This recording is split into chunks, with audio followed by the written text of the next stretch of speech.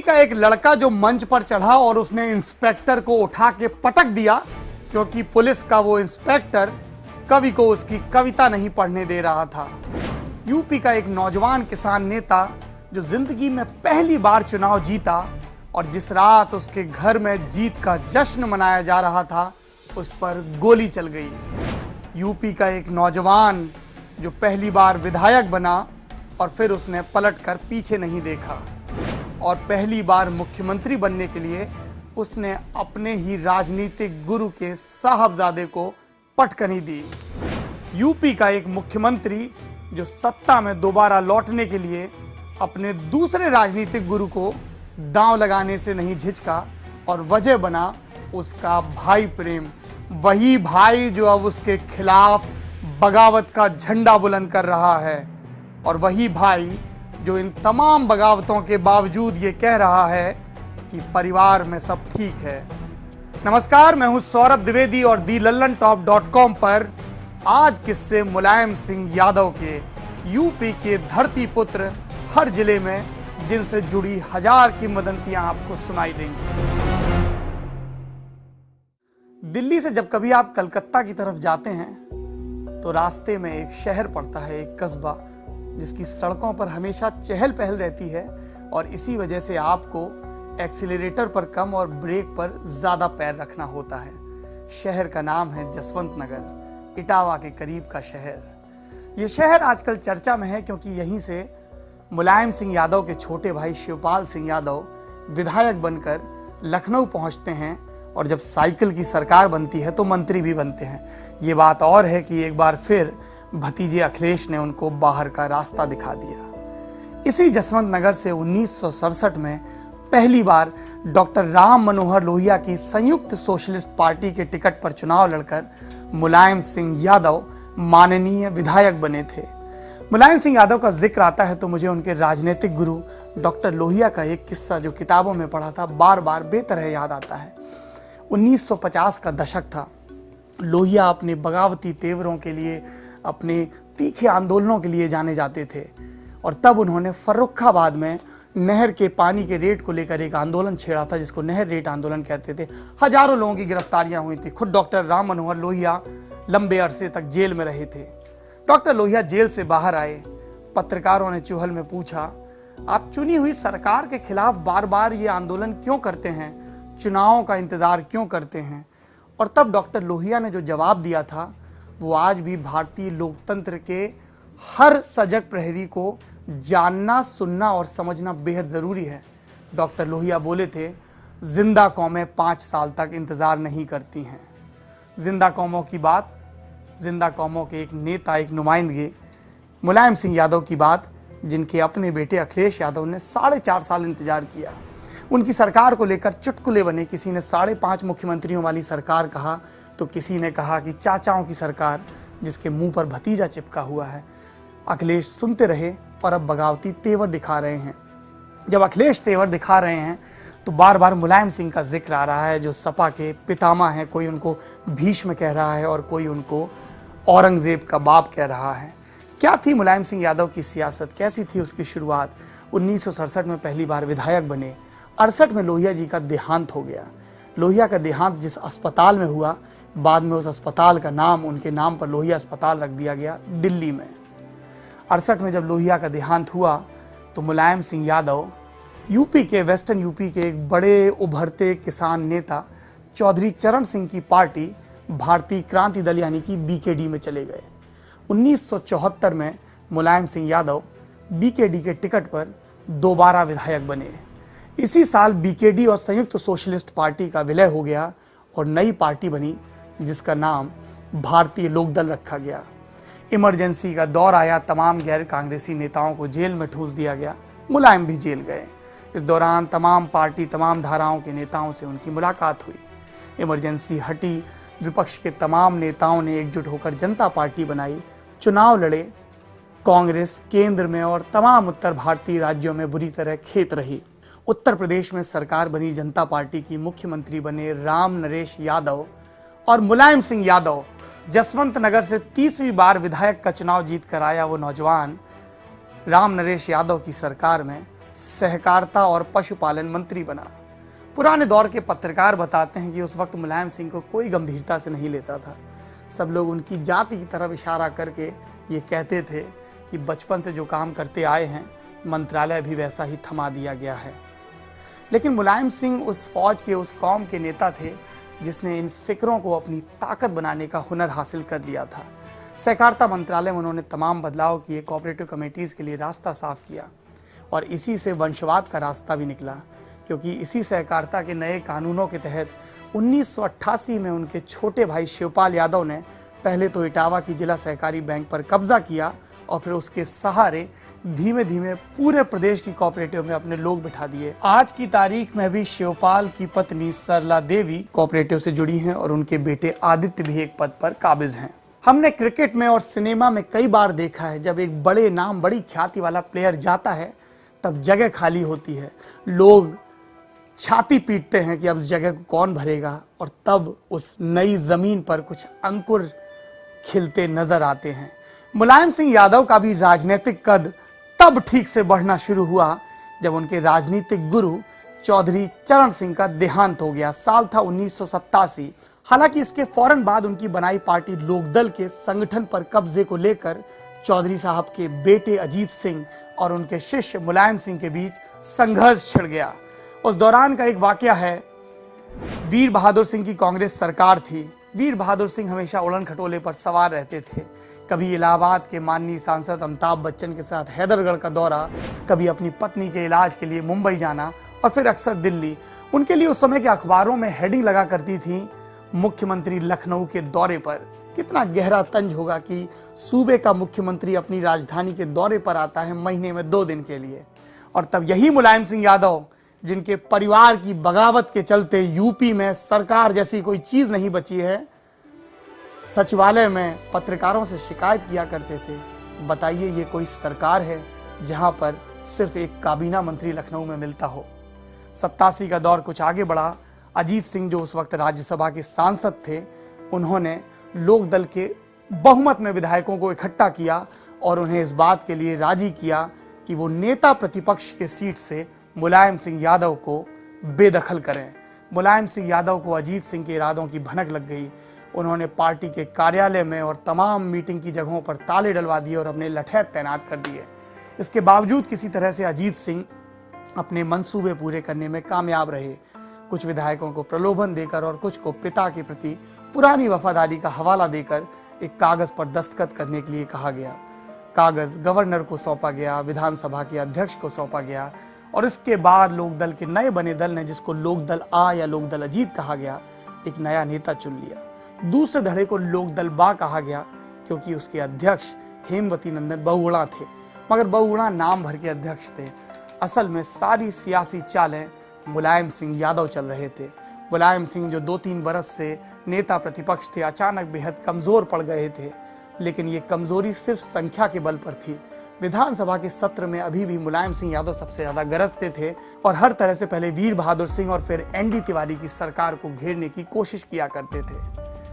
फिर विश्वनाथ प्रताप सिंह ने कांग्रेस छोड़ दी, जन मोर्चा बनाया और पूरे देश में बोफोर्स घोटाले और तमाम घोटालों की बात होने लगी। कांग्रेस विरोधी माहौल तैयार होने लगा।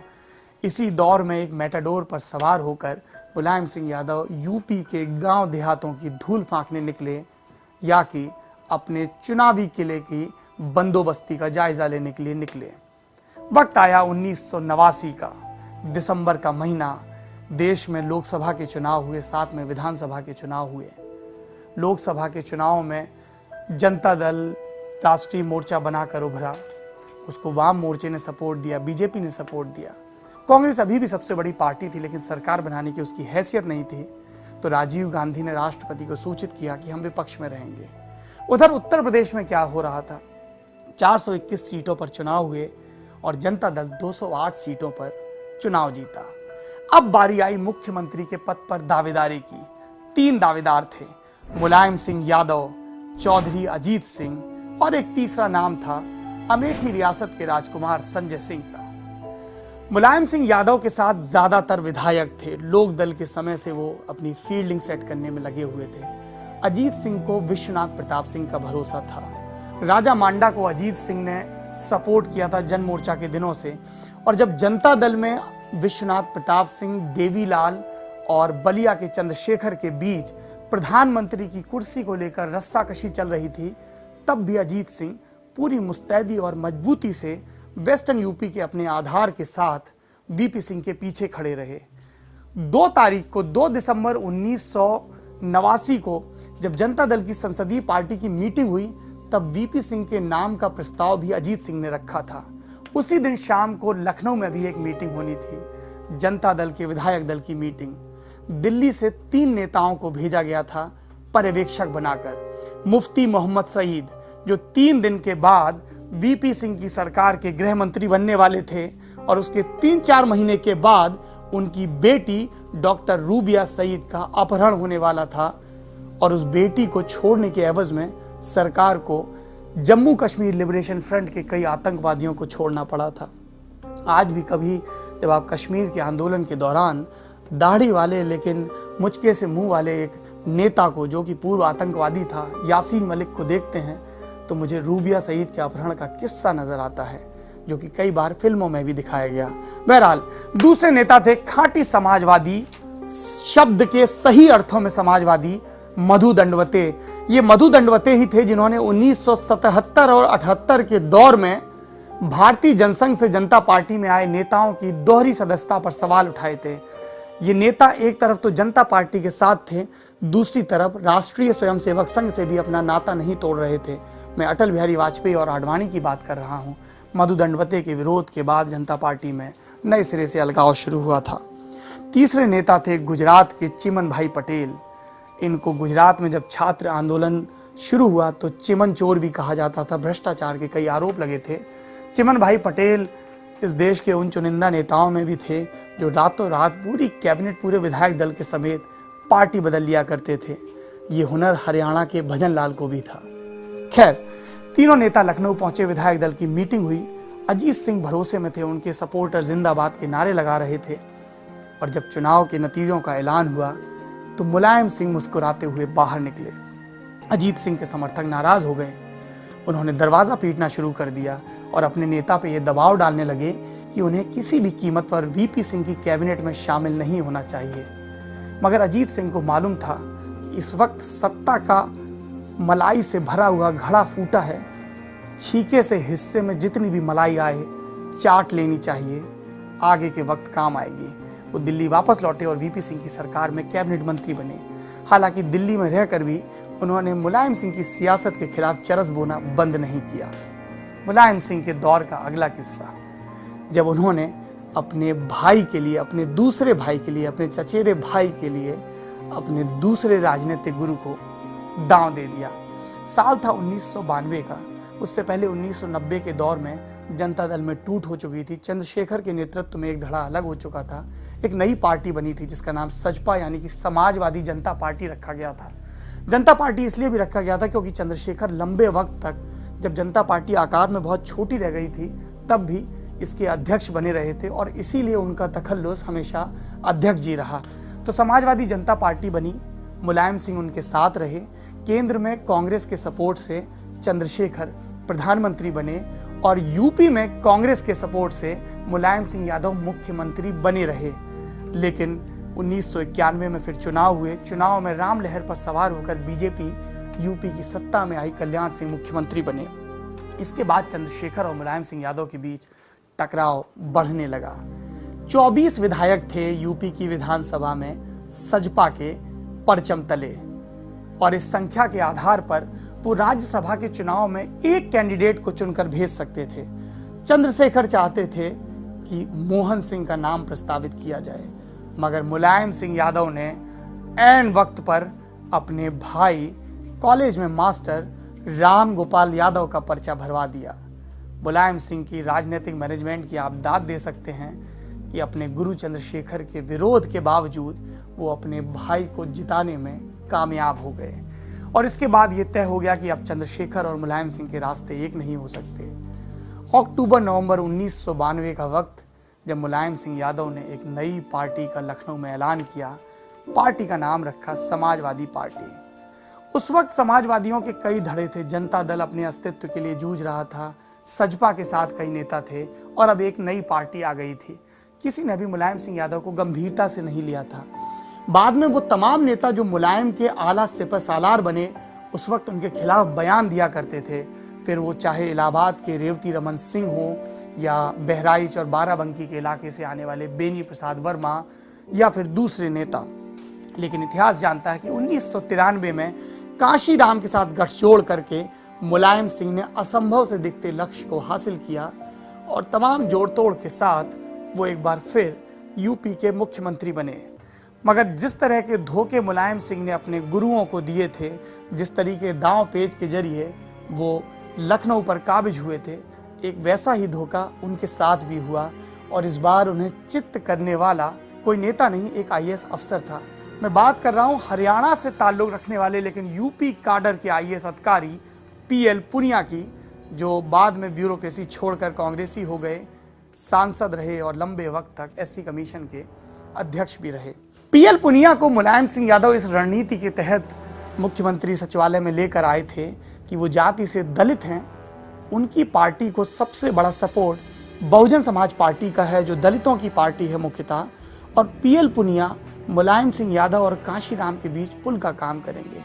मुलायम सिंह बहुत भरोसा करते थे पीएल पुनिया पर। और बसपा की भी जो नंबर 2 थी मायावती, जो उस समय बसपा की राष्ट्रीय महासचिव और राज्यसभा की सांसद थी, वो अपनी मांगों की फेहरिस्त पीएल पुनिया को ही सौंपा करती थी। मगर मुलायम सिंह को ये पता था कि ये राजनीतिक गठजोड़ लंबे वक्त तक नहीं चलेगा और इसलिए उन्होंने अपने दम सरकार बनाने की तैयारियां शुरू कर दी। और इसके लिए ज़रूरी था कि 67 सदस्यों वाली बसपा में तोड़फोड़ हो और इसके लिए उन्होंने बसपा के प्रदेश अध्यक्ष राज बहादुर को तैयार भी कर लिया था। उधर पीएल पुनिया से उन्हें लगातार ये खबरें मिल रही थी कि फिलहाल बसपा रेस्ट के मोड में है, क्योंकि उसके आला कमान यानी कांशीराम बीमार हैं और गुड़गांव के अस्पताल में भर्ती हैं।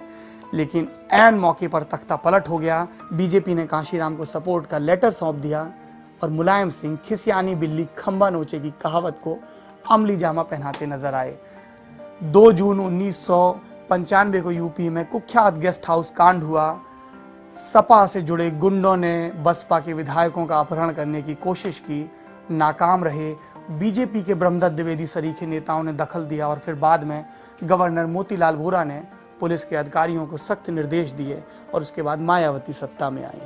मुलायम सिंह के इधर के ज़्यादातर किस्से आपको पता हैं। अब मैं आपको मुलायम सिंह के आखिरी 2 किस्से रिवाइज करवाना चाहूँगा, या जो कि सियासत के लिहाज से नए हैं उन्हें बताना चाहूँगा। पहला किस्सा 1996 के दौर का है, जब लोकसभा के चुनाव हुए, सबसे बड़ी पार्टी बनी बीजेपी और अटल बिहारी वाजपेयी ने शपथ ली। 13 दिन सरकार चली, समर्थन के लिए ज़्यादा दल आगे नहीं आए और सरकार गिर गई। इसके बाद संयुक्त मोर्चा की सरकार बनी, जिसमें सबसे ज़्यादा नंबर था जनता दल के सांसदों का। सबसे पहले विश्वनाथ प्रताप सिंह से कहा गया कि आप प्रधानमंत्री बनिए, लेकिन मंडल की राजनीति के मसीहा ने अपने खराब सेहत का हवाला देते हुए इनकार कर दिया। जनता दल के लिए नए नेता की खोज शुरू हुई। लालू यादव सबसे बड़े दावेदार थे, लेकिन लालू यादव के नाम पर दूसरे दलों के नेता तैयार नहीं हो रहे थे और तब कर्नाटक के मुख्यमंत्री एच.डी. देवेगौड़ा को प्रधानमंत्री बनाकर दिल्ली लाया गया। मगर 1-1.5 बरस में ही ये सरकार गिर गई। कांग्रेस की कमान अब पीवी नरसिम्हा राव के हाथ से निकलकर बिहार के चचा सीताराम केसरी के हाथों में आ चुकी थी। केसरी ने खुद प्रधानमंत्री बनने के मंसूबे पाल लिए थे और इन्होंने एड़ी लगाकर देवेगौड़ा की सरकार गिरा दी। मगर संयुक्त मोर्चा ने, लेफ्ट के दलों ने यह साफ कर दिया कि वो किसी भी कीमत पर कांग्रेस की सरकार को सपोर्ट नहीं करेंगे। तब केसरी को मजबूरी में संयुक्त मोर्चा की एक नए मुखिया वाली सरकार का सपोर्ट करने के लिए राजी होना पड़ा। एक बार फिर से लुटियंस दिल्ली में राजनीतिक रस्साकशी तेज हो गई। 17 सांसदों वाली समाजवादी पार्टी के मुखिया मुलायम सिंह यादव को, जो देवेगौड़ा की सरकार में रक्षा मंत्री थे, लगा कि ये सुनहरा मौका है प्रधानमंत्री बनने का। वो भागे भागे लेफ्ट पार्टियों के पितामह, उनके core commander comrade Harkishan Singh Surjeet के पास पहुंचे। हरकिशन सुरजीत मुलायम सिंह के प्रति बहुत ही मुलायम रुख रखते थे। उन्हें लगता था कि समाजवादी धारा का ये एक ऐसा नेता है जो अल्पसंख्यकों की रक्षा के लिए और उग्र हिंदूवाद से टकराने के लिए कोई भी राजनीतिक कीमत चुकाने को तैयार है, जिसकी एक बानगी मुलायम सिंह यादव ने अपने पहले मुख्यमंत्रित्व काल में दी थी, जब उन्होंने अयोध्या में उग्र हो रहे कार सेवकों पर गोली चलवाई थी, जिसमें कई कार सेवक मारे गए थे। हरकिशन सिंह सुरजीत लगभग ये मन बना चुके थे लालू प्रसाद यादव के विरोध के बावजूद कि संयुक्त मोर्चे का अगला नेता मुलायम सिंह यादव होगा। तभी उनके दरवाजे पर दस्तक हुई। उनके एक पुराने मित्र, पुराने साथी उनसे मिलने आए थे। दिल्ली में अपनी प्रतिबद्धता के लिए जाने जाने वाले पत्रकार कुलदीप नैयर थे। कुलदीप नैयर ने बिना किसी भूमिका के हरकिशन सिंह सुरजीत से कहा, आप एक ऐसे शख्स को प्रधानमंत्री बनाना चाहते हैं जो अपने राजनीतिक विरोधियों को ठिकाने लगाने के लिए बदनाम है। हरकिशन सिंह सुरजीत अवाक रह गए और फिर उन्हें कुलदीप नैयर ने मुलायम सिंह यादव के राजनीतिक तौर तरीकों के बारे में विस्तार से बताया। कॉमरेड पीछे हट गए। मुलायम सिंह यादव को एक बार फिर काबीना मंत्री के पद से संतोष करना पड़ा। 1998 में पूरे देश के सर पर चढ़कर बोला, आपकी बारी अटल बिहारी का नारा। अटल बिहारी प्रधानमंत्री बने। 13 महीने सरकार चली। सुब्रमण्यम स्वामी ने जयललिता के साथ चाय पी। चाय के दौरान सोफे के दूसरी तरफ सोनिया गांधी बैठी थी। जयललिता ने सपोर्ट वापस लिया। बसपा की मायावती ने आखिरी वक्त पे दांव चला और अटल बिहारी की सरकार एक वोट से गिर गई। यहां पर सोनिया गांधी को अपनी जिंदगी के पहले कड़वे राजनीतिक अनुभव से दो चार होना पड़ा। सोनिया इस मुगालते में थी कि अब जब उन्होंने अटल बिहारी की सरकार गिरा दी है तो उनके प्रधानमंत्री बनने का वक्त आ गया है। वो राष्ट्रपति KR नारायणन के पास पहुंची और सरकार बनाने का दावा पेश कर दिया। मगर मुलायम सिंह यादव, जो अटल की सरकार गिराने के दौरान तो बाकी विपक्ष के साथ थे, पहलवान ने दांव कर दिया। सोनिया गांधी के PM बनने में उनका साथी होने से इनकार कर दिया। सोनिया मनमसोस के रह गईं। लोकसभा भंग हो गई। दोबारा चुनाव हुए। उस दौरान जब लोकसभा भंग चल रही थी और अटल बिहारी वाजपेयी कार्यवाहक प्रधानमंत्री थे, करगिल में घुसपैठ हुई, ऑपरेशन विजय हुआ और युद्ध में जीता नेता किसी से नहीं हारता। ऑपरेशन विजय की दम पर अटल बिहारी वाजपेयी यूपी में कल्याण सिंह के भितरघात के बावजूद सत्ता में लौटे और मुलायम सिंह यादव लगभग राजनीतिक अवसान में चले गए। उन्होंने एक बार फिर 2003 में वापसी की। इस बार अटल बिहारी वाजपेयी ने उनके राजनीतिक एहसान को चुकाया और अपने ही समर्थन से चल रही मायावती की सरकार को गिर जाने दिया और फिर मुलायम सिंह यादव को जोड़ तोड़ के भरपूर मौके दिए। 2007 तक ये सरकार चली। 2012 में बेटा काबिज हुआ। नई सपा, नई साइकिल, उम्मीद की साइकिल का नारा देकर। ये मुलायम सिंह यादव की सियासत है जिसमें किसानों का ख्याल रखा जाता है, निजी वफादारी को अहमियत दी जाती है, धनबल के साथ जनबल के प्रयोग से नहीं बचा जाता है। लेकिन अब ये बदले हुए मुलायम सिंह यादव की कहानी है, जिसके लिए अखिलेश यादव कहते हैं, मेरा बाप तो चारपाई पे सोया करता था, इस अमर सिंह ने उसे 5 स्टार होटल की आदत लगा दी। सियासी आते हैं, जाते जाते जाती हैं, आते आते आती हैं। हम फिर आएंगे एक नए किस्से के साथ thelallanTop.com पर।